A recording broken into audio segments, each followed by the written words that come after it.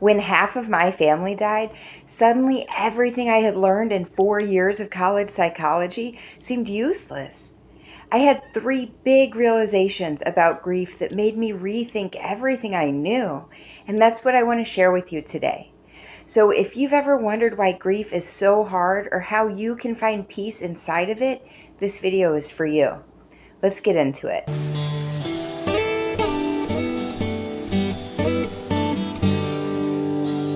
Welcome back. My name is Aurora, and I take my formal education in psychology and my real life experiences to give you a whole, clear, comprehensive view of grief, addiction, and mental illness. So today we're talking about grief and why it is so very hard, and three big realizations I had about it. First, to start off, if you have ever felt like you are grieving wrong or you're grieving in a way that society thinks you shouldn't, if you've ever felt that way, and it is very common to do so, but if you've ever felt that way, let me know in the comments below because I want to see where you're at. And I also want to say that that is a huge misconception. There is no right way to grieve. Every single person grieves slightly different. And that takes me to my very first realization, which is that grief doesn't play by the rules. If you've ever read textbooks or paid attention to Western society, this is how grief is supposed to go. You lose someone that you love and you go into shock or denial. After that, you have anger and bartering. Maybe you're bartering with medical professionals for cures, or you're bartering with your higher power for miracles. And then there comes depression and anger, right? The tears. And right around this time, Americans typically have a funeral. Afterwards, like at the funeral, acceptance is supposed to kick in. And after this, you're supposed to be saying things like, they're in a better place now. I'm going to stop right there. There is a little bit more on the stages of grief, but if you have ever grieved anyone you really loved or cared about, you have already heard that there are discrepancies here, right? That's not exactly how it goes or how it sounds. Grief does go in stages, but the thing is that those stages can go by in a second or they can go by in months and months. Sometimes a stage happens so quickly we don't even realize it happened. Other times we can get stuck in a stage for a very, very long time. The problem with this is most American funerals happen around a week into grief and mourning. And so at this point in time, you're supposed to be finding peace and accepting it. And I don't know about you if you've ever grieved, but for me, my brother's funeral is when I began processing everything because I was in such a great state of shock.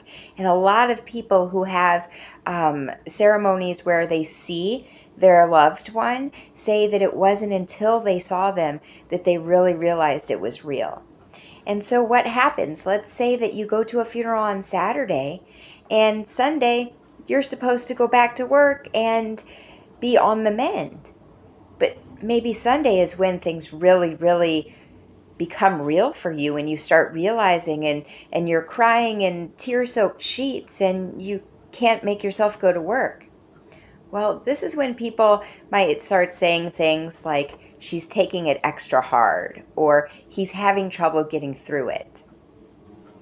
Let me tell you right now that the people that we love imprint on us. They become part of our vibration and who we are. And losing them changes who we are forever. You will never quite be the same as you were before you lost a loved one. I think that's one of the main reasons why grief is so hard, is because it doesn't happen in 1 week. It doesn't happen in 2 weeks usually. And we're trying to take this big process and squeeze it into a little time frame. So we've talked about the stages of grief, but did you know there were sides of grief? I didn't know this either. None of my textbooks or my professors ever talked about anything like this. And that is why it's my big realization number 2, grief has sides. So let's imagine a young mother with one baby, and the baby passes away unexpectedly, and of course the mother on one hand is going to grieve terribly for her lost child, but she will also be grieving the child's loss of life. She has envisioned a life for this child and has loved it, and so she will be grieving its loss. So let me tell you a little about my own story, and that might make this a little clearer. So I lost my grandmother, my brother, and my uncle all within 3 years. My grandmother was old and very sick and weak, and she passed away peacefully.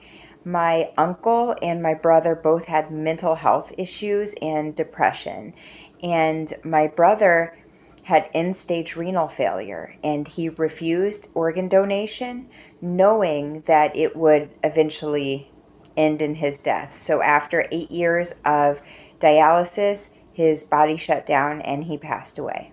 My uncle had schizophrenia and delusions, and he actually stood in front of an Amtrak train in an attempt to find final peace.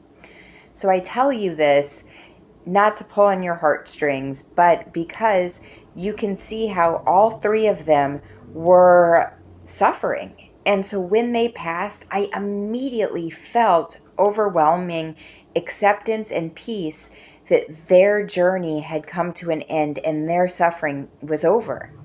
That was on one hand. But on the other hand, I was not okay, and I was not at peace, and I was not accepting that they were not in my life anymore, that I had lost my grandma and my uncle and my brother.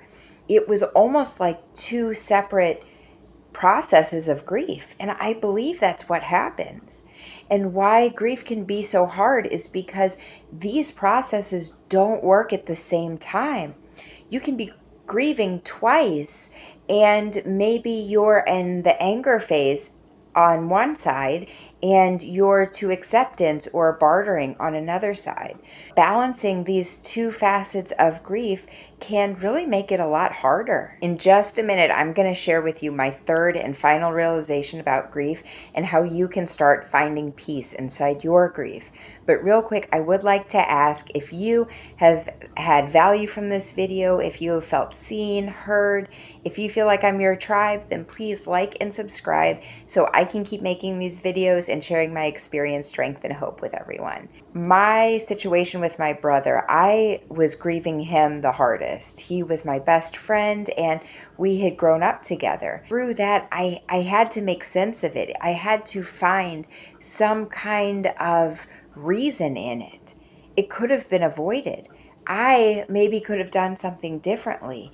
And I knew not to go down that road. And if you're doing that, please stop. It's not going to bring your loved one back. It's only going to cause you misery, and they wouldn't want that. In my grief with my brother, I knew that I had to find actionable steps to find a purpose. And that's my big realization number 3, is that the path to peace through grief, you have to find some reason, almost that it's okay that they're gone, to find that acceptance. And for me, that meant taking action. If I could help even one person with mental illness or even with the grief on the other side of it, then there at least something good came out of it. And so you're actually my purpose right here. While YouTube and Etsy might not be the path for you, your path may be, if you have lost a child, maybe your purpose is just that you make sure that every day of your surviving children's lives, they know they're appreciated and loved. That can be a purpose. Or there are support groups, community centers, there's church, there's all kinds of different ways that you might be able to find your purpose. If you feel like you're having trouble with this and you might need a little extra support, I always recommend going to a counselor or therapist for some one-on-one. Or in the pinned comments, I do have a free grief workbook that I think can really help you get to a more peaceful place. In my grief, I felt powerless. I felt like there was nothing I could do to bring my loved one back. And while I still know there's nothing I can do, being able to take my pain and put it to work for something good gave me a little bit of my power back. And I think it can do the same for you. So I really hope you found hope and value in this video, and please share this with anyone you think might be going through some grief and need just a little extra support. I hope to see you next time.